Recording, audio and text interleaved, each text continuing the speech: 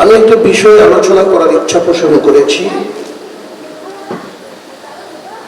বর্তমান সময়ে যে বিষয়টার উপরে আলোচনা করা অত্যন্ত জরুরি, আল্লাহ পাক রব্বুল আলামিনের ঘোষণা, তোমরা তোমাদের মা বাবার সাথে ইহসানপূর্ণ আচরণ করো। প্রত্যেকটা মানুষ এই জমিনে দুইবার অসহায় হয়। অসহায়ত্বের সময় পার করে জীবনে দুইবার, একবার শিশুকালে আর একবার বৃদ্ধকালে। শিশুকালেও মানুষ বলতেও পারে না, চলতেও পারে না। বৃদ্ধকালেও মানুষের হালত এমন পর্যায়ে পৌঁছায়,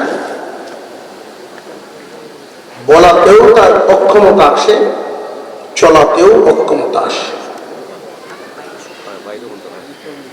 মানুষ যখন শিশুকালের হালত তার মধ্যে থাকে, শিশুর হালতে মা বাবা গার্জেনের উপরে আল্লাহ আদেশ করেছেন, এদের পাওনা আদায় করো, তাদের ভরণ পোষণ করো। মা বাবায় তা করে। মানুষ যখন বার্ধক্যে পৌঁছে, তখন সন্তানের উপরে এই আদেশ আসে যে তোমরা তোমাদের মা বাবা পাওনা আদায় করো। আফসোসের ব্যাপার হলো, আমরা যদি সমাজের 100 পরিবার লিস্টে আনি, নজরদারি করি, যেই পরিবারগুলোতে মা বাবা আছেন, 10টা পাওয়া যায় কিনা সন্দেহ, তাদের হক আদায় করা হয়। বেশিরভাগ ক্ষেত্রেই মা বাবার পাওনা আদায় হচ্ছে না। না হওয়ার যতটা কারণ, না হওয়ার যতটা বাধা আমরা দেখতে পাই, এর মধ্যে একটা হলো, অনেকেই জানে না মা বাবার সাথে কিভাবে চললে পাওনা আদায় হয়। 2 নাম্বার, অনেকেই জানে ঠিক, কিন্তু তার সামনে বিশাল এক শক্তিশালী বাধা থাকার কারণে মন মতো সেবা যত্ন মা বাবাকে করতে পারে না। অনেক ছেলেরা আছে মা বাবার পাওনা আদায় কেমনে করা লাগে জানেই না, আর অনেকে জানার পরেও বাধার কারণে পারে না। জানে না যারা, উলামায়ে কেরামের সামনে বসলে আস্তে আস্তে জানা হয়ে যায়। কিন্তু বাধা যে সামনে আছে, সেটা কি? বিবি নামক বাধা। কথাটা অনেকের কাছে শুনতে খারাপ লাগলেও এটাই বাস্তব। মা বাবাকে তার মনে যেই পরিমাণ চায়, সন্তান সেই পরিমাণ করতে পারে না, দিতে পারে না। দেখা যাচ্ছে শ্বশুর শাশুড়ির জন্য যদি 1 সেট কাপড় নিয়ে আসে, বউয়ের মুখে খুশির একটা হাসি দেখা যায়, অথচ মা বাবার জন্য কাপড় আনলে বৌমা বাধা হয়ে দাঁড়ায়। এই বিষয়টা অনেক সন্তানাদি আমরা মাপ কাঠিটা জায়গা মতো দিতে পারি না, যে কার মর্যাদা, কার পাওনা কতটুকু। আসমানের নিচে, জমিনের উপরে আমরা একে অপরের সাথে বিভিন্ন সম্পর্কে জড়িয়ে আছি। কেউ কারোর ভাই, কেউ কারোর চাচা, কেউ কারোর মামা, সন্তান, বাবা পুত্র, এরকম। আসমানের নিচে আল্লাহ এবং রসুলের পরে পুরুষ জাতির জন্য সবার আগে মা বাবা। আপনজনের যে সিরিয়াল, পুরুষ জাতির জন্য মা বাবা, স্ত্রী, সন্তানাদি, এই সিরিয়াল এভাবে আপন তৈরি হয়, একের পর এক সিরিয়ালে যাবে। মহিলা জাতির জন্য আল্লাহ এবং রসুলের পরে স্বামী, সন্তান, এইভাবে যেতে থাকবে। সিরিয়ালটা না জানার কারণে আমরা অনেক সময় বিবির মহব্বতের ধাক্কায় মা বাবাকে সরিয়ে দিই। যদি জানতাম তাহলে মা বাবার মহব্বতের ধাক্কায় বিবি সরার কথা। পরিস্থিতিটা এমন হচ্ছে। মুসলমান ইমানদার ভাইয়েরা আমার, ছোট্ট একটা ঘটনা থেকে কয়েকটাই শিক্ষা আমরা আলোচনা আনবো, আমলের নিয়ত করব। মা বাবা যাদের দুনিয়ার জমিনে জিন্দা আছেন, খুশ নসিব, আপনি বড় কপালওয়ালা।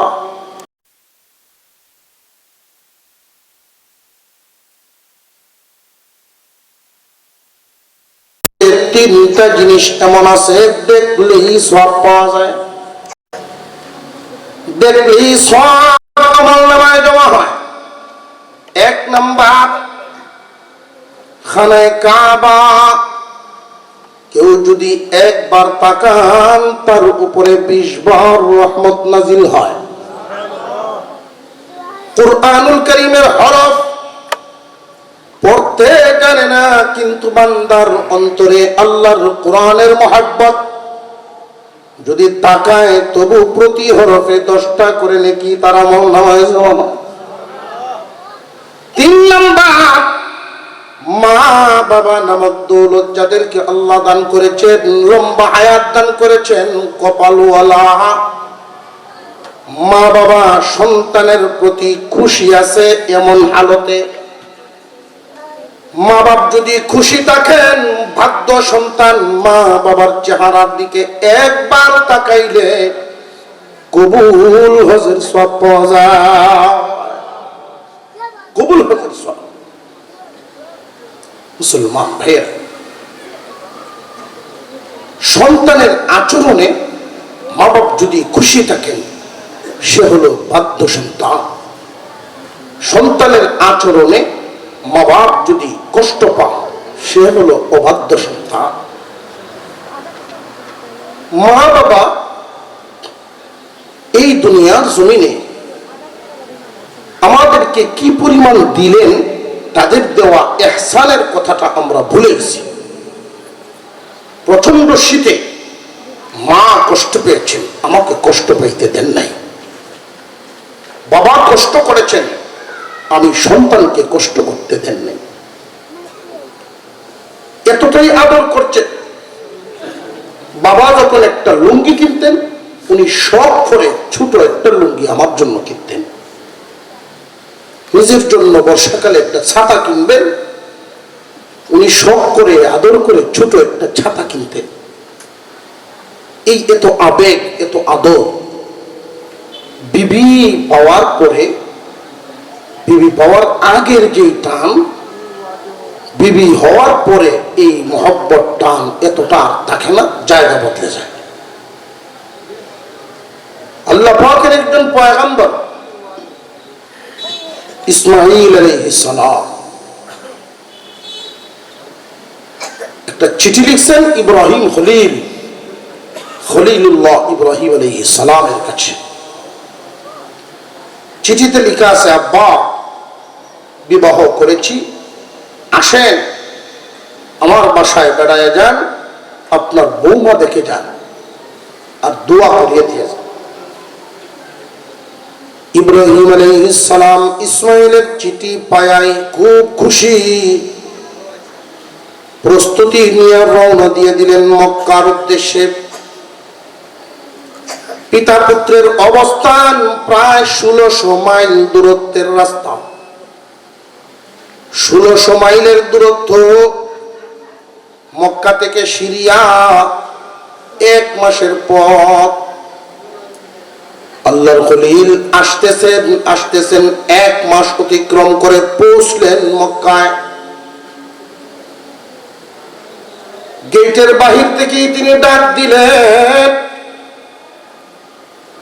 ইসমাঈল বাড়িতে আসেনি। মহিলা ভিতর থেকে আওয়াজ না দিয়া সরাসরি গেটের বাহিরেই চলে আসছেন। আয়েশা এমন ভাবে আল্লাহর খলিলের সামনে আওয়াজ দিলেন, বাড়িতে নাই। আওয়াজটা শুনে আল্লাহর খলিল বুঝে ফেলেছেন যে এই বিবি তো আমার ইসমাইলের যোগ্যই না। নেককার বিবি আর বদকার বিবি, কোন মহিলা উম্মতের জন্য রহমত, কোন মহিলা উম্মতের জন্য গজব, চিহ্ন পাওয়া যায় না যায় না? বিশেষ করে তিনটা চিহ্ন অত্যন্ত জরুরি। এক নাম্বার, মেজাজ দেখা হবে ঝগড়াটে মেজাজের কিনা। ঝগড়াটে মেয়েরা উম্মতের জন্য রহমত হতে পারে না, ওদের কারণেই সংসারে পরিবেশ প্রতিবেশী সবার কাছে স্বামী লজ্জিত হয়। ঝগড়াটে নারীর কারণে সম্মান নষ্ট হয়, গলার আওয়াজ হবে উঁচা, আরেকজনের জিগাইব এই বউটা কার রে, অমুকের। আরে অমুকের ইজ্জত কি রইল আগের জায়গা? এরপরে আবার জিজ্ঞাসা করবে অমুক বিবাহ না কোন গ্রাম করছে, গ্রামের ইজ্জত তো শেষ। এমন এক গজব।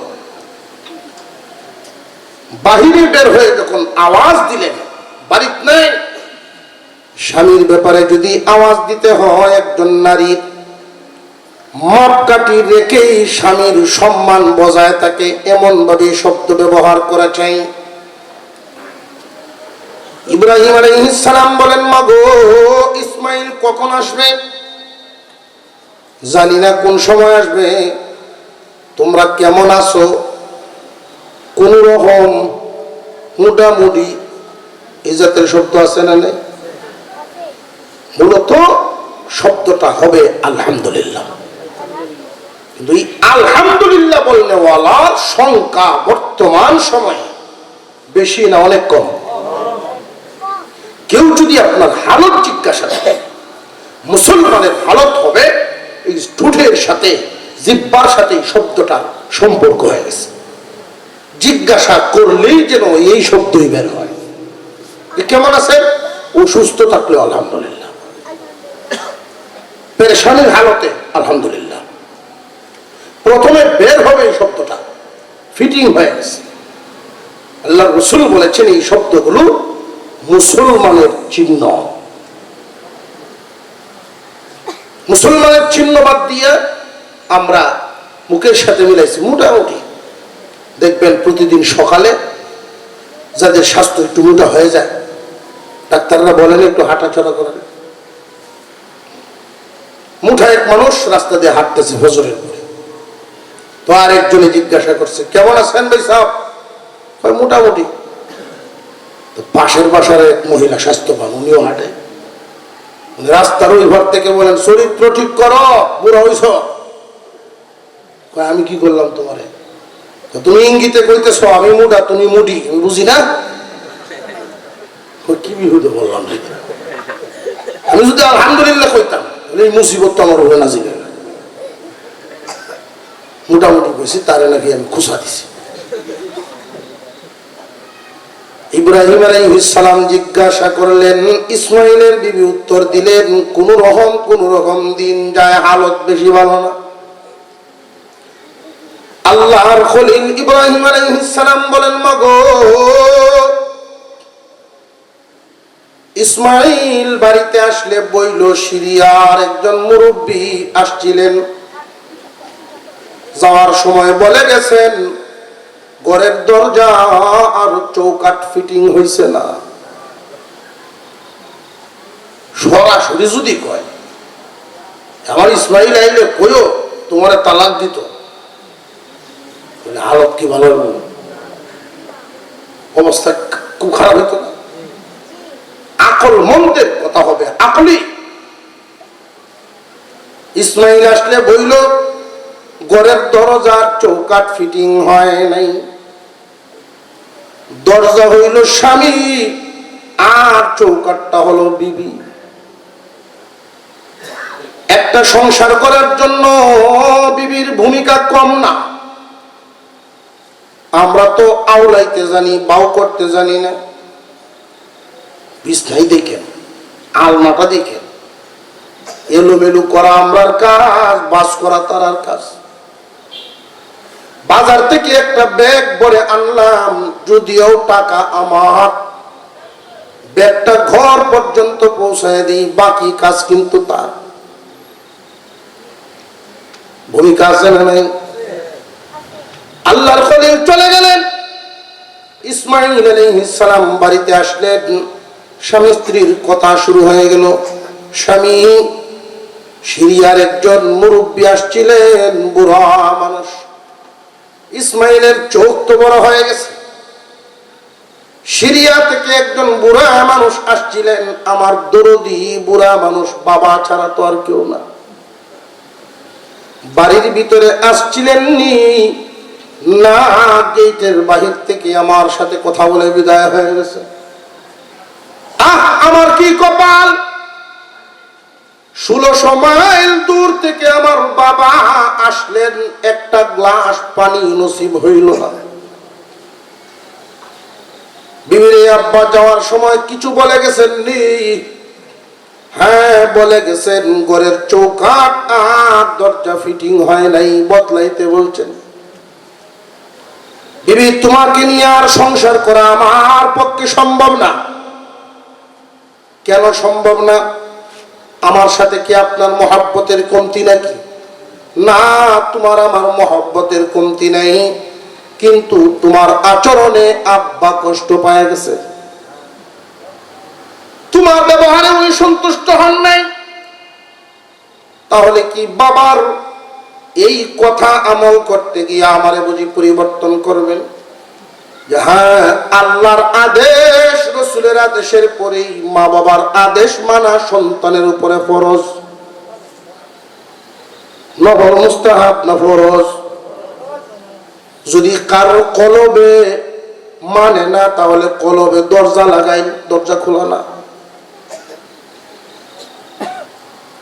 ইসমাঈল আলাইহিস সালাম বিবিকে বুঝাইলেন, শোনো, বিবি বদলানো যায়, মা বাবা বদলানো যায় না। উনি আবার বিবাহ করলেন। এইরকম সন্তান কয়জন পাওয়া যায়? বিবির কথায়,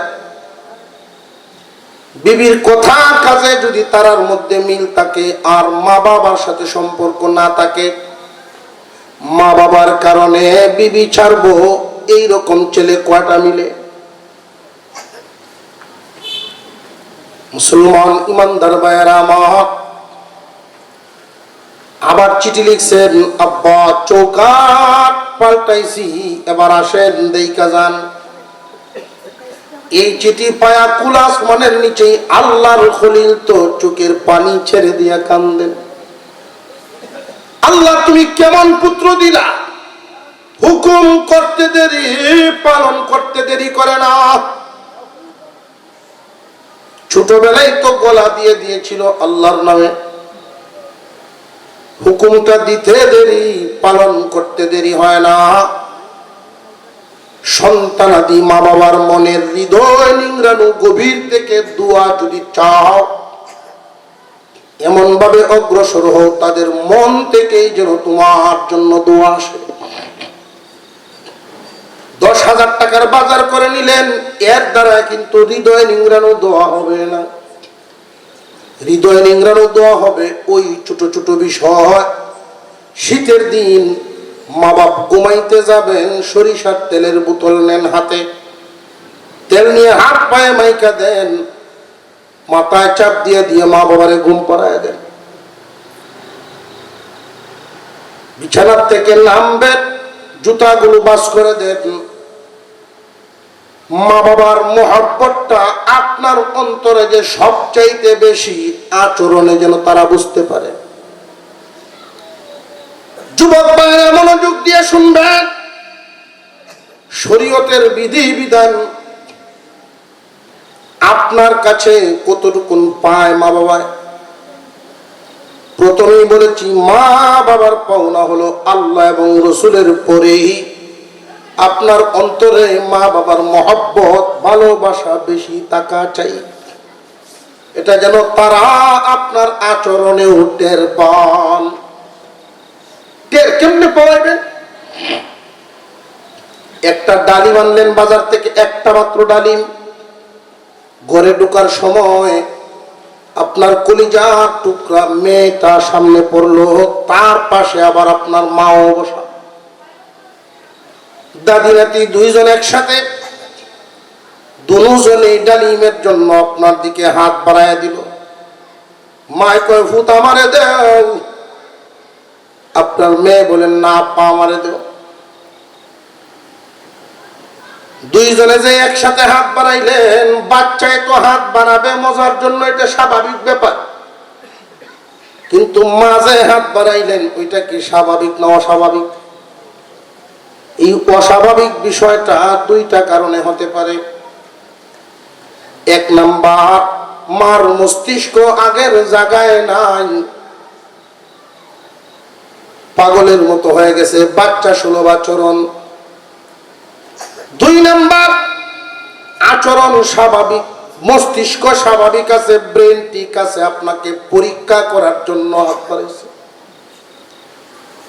এক নাম্বার ব্রেন ঠিক না, দুই নাম্বারে ব্রেন ঠিক কিন্তু পরীক্ষা করার জন্য।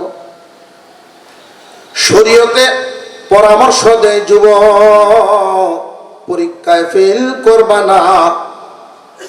মা বাপ যদি হাত বাড়ায়, সন্তানের চেয়েও যেন তারা অগ্রাধিকার পায়। তোমার মনে চাইব মেয়েটা তোমার প্রিয় সন্তান,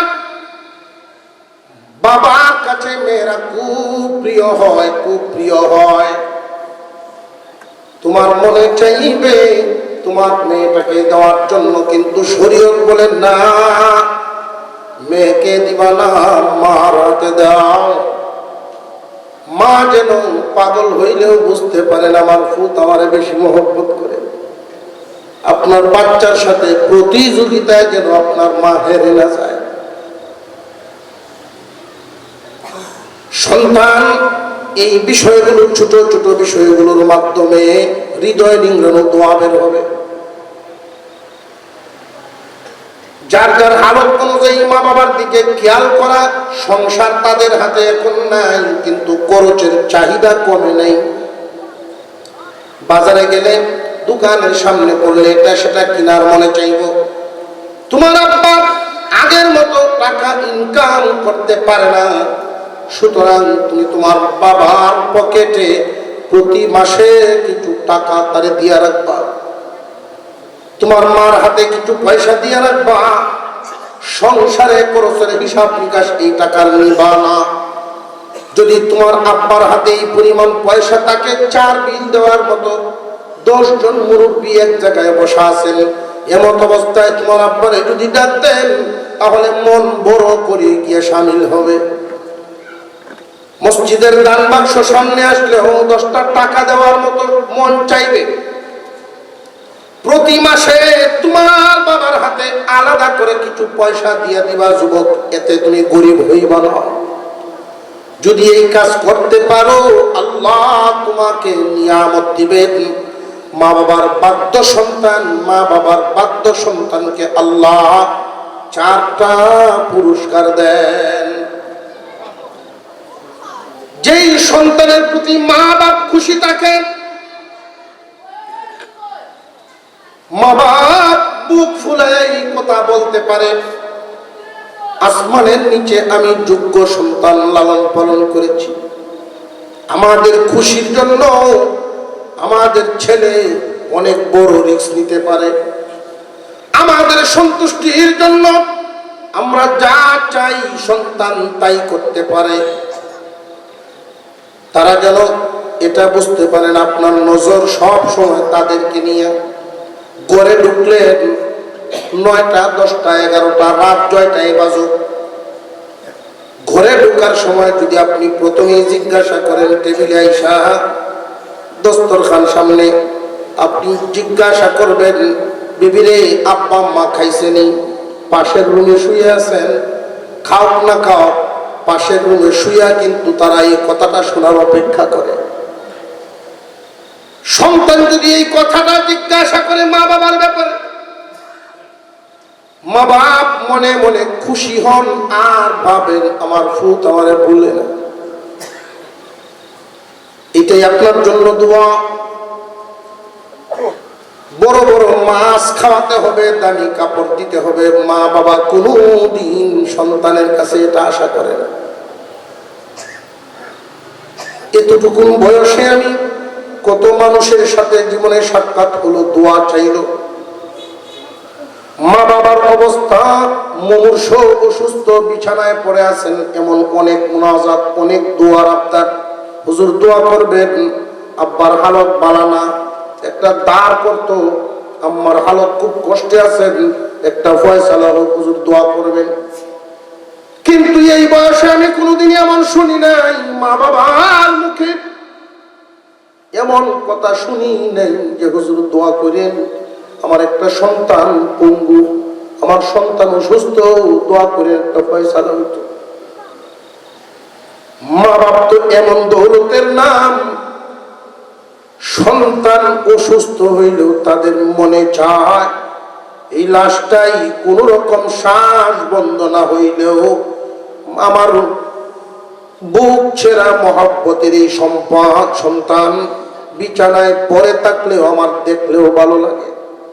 তবু না মরুক, পেশাব পায়খানা বিছানায় করুক, এরপরেও আপত্তি নেই। মা বাবার দয়া মায়া আর সন্তানের দয়া মায়া সমান হয় না। ইসমাঈল আলাইহিস সালামের দ্বিতীয় বিবিকে দেখার জন্য আল্লাহর খলিল যখন আসলেন, গেটের সামন থেকেই ডাক দিলেন, এই দিনও ইসমাঈল বাড়িতে নাই। কিন্তু ওই দিনের আওয়াজ আর আগেরটার সাথে কোনো মিল নাই। যেই মাত্র ডাক দিলেন ইসমাঈল, ভিতর থেকে আওয়াজ গেল যে আসেন, ভিতরে আসেন। আল্লাহর খলিল ভিতরে গেলেন, খেদমত শুরু হয়ে গেল, নাস্তা দিলেন, বিশ্রামের ব্যবস্থা দিলেন। আল্লাহর খলিল ইব্রাহিম আলাইহিস সালাম জিজ্ঞাসা করেন, মাগো তোমরা কেমন আছো গো মা? আসমানের নিচে আল্লাহ যাদেরকে ভালো রাখছেন তাদের মধ্যে আমরাও শামিল আছি। আমাদেরকে আল্লাহ যথেষ্ট ভালো রেখেছেন, আল্লাহর প্রতি শুকরিয়া আদায় করি। ইসমাঈল কখন বাড়িতে ফিরবে মা তা তো জানি না, উনি কখন আসবেন। তবে আমার যতদূর ধারণা ওনার প্রতি বিনা কারণে উনি বাহিরে সময় নষ্ট করেন না। আদবলা বিবি, বিবি যদি বেয়াদব হয় তাহলে তার বাসা হইব কি জানি কখনোই জানি না, শুধু দেশে দেশে ঘুরে, ঘরে মন বয় না, ইজ্জতের অভিযোগ। নেককার বিবি, দিনদার বিবি জবাব দিয়েছেন, আমার ধারণা অনুযায়ী উনি বাহিরে তো সময় নষ্ট করেন না, প্রয়োজন যখন শেষ হয়ে যাবে তখনই তিনি চলে আসবেন, আপনি বিশ্রাম করেন। আল্লাহর খলিল বলেন, মাগো ব্যস্ততা আছে, আর থাকতে পারবো না, চলে গেলাম। তবে ইসমাঈল আসলে কইও দরজার চৌখাট ফিটিং হয়ে গেছে। এমন দরজার চৌকাঠ যেই করে হয় সৌন্দর্য বৃদ্ধি হয়। ইসমাঈল বাড়িতে আসার পর বিবি যখন পুরো কাহিনীটা বললেন, ইসমাঈল আলাইহিস সালাম আল্লাহর শুকর আদায় করলেন, জিজ্ঞাসা করলেন, বিবিরে আগেও আব্বা একবার এসে বাহির থেকে চলে গেলেন, তুমি যে ভিতরে ঢোকার অনুমতি দিলা, তুমি কিভাবে বুঝলা উনি আমার আব্বা হবে? দুনিয়াদার বিবি আর দিনদার বিবির চিন্তা দুই রকম। দিনদার বিবিগণ চিন্তাই করবে একটা বিষয় নিয়ে ভিন্নভাবে। বিবি জবাব দিতেছেন, স্বামী হে, আল্লাহর খলিল যখন গেটের বাহির থেকে ডাক দিয়েছেন আপনার নাম ধরে, উনি যখন ডাকটা দিয়েছেন ইসমাঈল, ডাক শুনে আমি বুঝে ফেলেছি আমার স্বামীর কোন আপনজন হবে। কারণ আপনজন ছাড়া এইভাবে আবেগ নিয়ে আপনজন ছাড়া হৃদয় জুড়ানো কণ্ঠে কেউ নাম ধরে ডাক দিবে না। বিবির চিন্তাটা ওই জায়গায়, আমার স্বামীর নাম ধরে ডাক দিয়েছেন, অবশ্যই তার কোনো আপনজন হবে। আমি অনুমতি দিলাম, ভিতরে আসেন। যেই মাত্র আল্লাহর খলিল ভিতরে আসলেন, আল্লাহর কসম করে বলি গো স্বামী, জীবনে কত মানুষ দেখলাম, এমন সুন্দর চেহারার মানুষ জিন্দেগিতে কোনোদিন দেখি নাই। আল্লাহর খলিলের চেহারা হুবহু ইসমাঈল আলাইহিস সালামের সাথে মিল। দেখেই বুঝতে পেরেছি, আগের থেকেই জানি আমার শ্বশুর আল্লাহর খলিল, চেহারা মিলে গেছে। খেদমত করলাম, কথা বললাম, আচার আচরণ হলো। উনি যাওয়ার সময় একটা কথা বলে গেছেন, এটার অর্থ আমি বুঝলাম না। দরজা চৌকাট ফিটিং হয়ে গেছে, এই ফিটিংটার অর্থটা কি? সৌন্দর্য বৃদ্ধি পায়। ইসমাঈল আলাইহিস সালাম বুঝালেন, চৌকাট দিয়া তোমাকে বুঝাইছে, তোমার আমার জিন্দেগি সংসার যে শুরু করলাম, আব্বার পছন্দ হয়েছে। সংসার তো করবো আমি, তোমার গুণাবলী দেখে আব্বা দোয়া করে দিয়ে গেছে। আর যেই বিবির ব্যবহারে মা বাপ কষ্ট পায়, আপনাকে যতই সুখ দিক, মা বাবার কষ্ট পাওয়াটাই আপনার ধ্বংসের জন্য যথেষ্ট। শ্বশুর শাশুড়ি হিসেবে মূল্যায়ন কতটুকু করবে না করবে, অন্তত মুরব্বী হিসেবে তো করবে। মুরব্বীর সম্মান যে বোঝে না, আদব কায়দা যার মধ্যে নাই, এই মানুষগুলো পারিবারিক শিক্ষার অভাব বুঝে না। এই গুণগুলো দেখেই একটা মেয়েকে নির্বাচন করা। ছেলেকে বিয়ে করাবেন, ছোট ভাই থেকে বিয়ে করাবেন, বুঝে শুনে। আল্লাহর রহমত, আল্লাহর গজব নারীদের দ্বারা হয়। রহমতি নারীও আছে, গজবী নারীও আছে। এক নাম্বার গুণ দেখবেন পর্দানশীল নারী, লাজুক। তার গুণ হবে যত সুসজ্জিত হওয়া, তার সাজসজ্জা যা হবে তার সব বরের জন্য হবে। আর লাজুক, লজ্জাশীলা হবে না, পর্দানশীল হবে না, বেপর্দা বেহায়া, ওইগুলো সাজসজ্জা সব বরের জন্য হবে, বরের জন্য। দুই নাম্বার, যে সমস্ত নারীরা আগেই বলেছিলাম ঝগড়াটে হয়, উঁচা আওয়াজ, উঠা কণ্ঠ, গলা ছাড়িয়ে কথা বলে। তিন নাম্বার গুণটা দেখবেন সবুরি, অল্পে তুষ্টি যার মধ্যে আছে। নইলে স্বামীকে এমন প্রেসার দিব, উম্মতে মুহাম্মাদীর অনেক পুরুষ মহিলাদের চাহিদা পূরণ করতে গিয়ে, বিবির মন খুশি করতে গিয়ে, হয়তো সাধারণ মানুষ সুদ খায়, অফিসাররা ঘুষ খায়। তুমি আমার কিতা দিছ, বড় আবার 30টা শাড়ি, আমারে তুমি কি দিলা? বাহিরে বেড়ে শাড়ি হয়ে আসছে, ঘরে একটু শান্তি হওয়ার জন্য। খাইতে বসে জ্ঞানের জ্ঞানের জ্ঞানের জ্ঞানের শুরু হয়েছে। 4টা পুরস্কার, 3টা হবে দুনিয়ায়, একটা হবে আখিরাতে। পুরস্কারগুলো শুধু বলি, প্লাস বললে বিপরীত কি? মাইনাস। আল্লাহ পাক খুশি হয়ে যে পুরস্কার দিবেন। 1 নাম্বার, মা বাবার বাধ্য সন্তানকে আল্লাহ রিজিকে বরকত দিবেন। 2 নাম্বার, সন্তানগুলো মানুষ হবে। 3 নাম্বার, সুস্থ হায়াত পাবেন। এই 3টে পুরস্কার। এর উল্টাটা হবে দুনিয়ায় মা বাপ যদি অসন্তুষ্ট হয়। 4 নাম্বার পুরস্কার, মরলে আল্লাহর তৈরি জান্নাত। যুবক ভাইদেরকে মা বাবার বাধ্য সন্তান আদব কায়দা আচার আচরণের মাধ্যমে যেন সেটা প্রমাণ হয়, এভাবেই জীবনযাপন করবেন। আল্লাহ আমাদেরকে কবুল করেন, মঞ্জুর করেন, আমরা বলি আমিন। আমি আপনাদের কাছে দোয়া চাই, আপনাদের জন্য দোয়া করিও।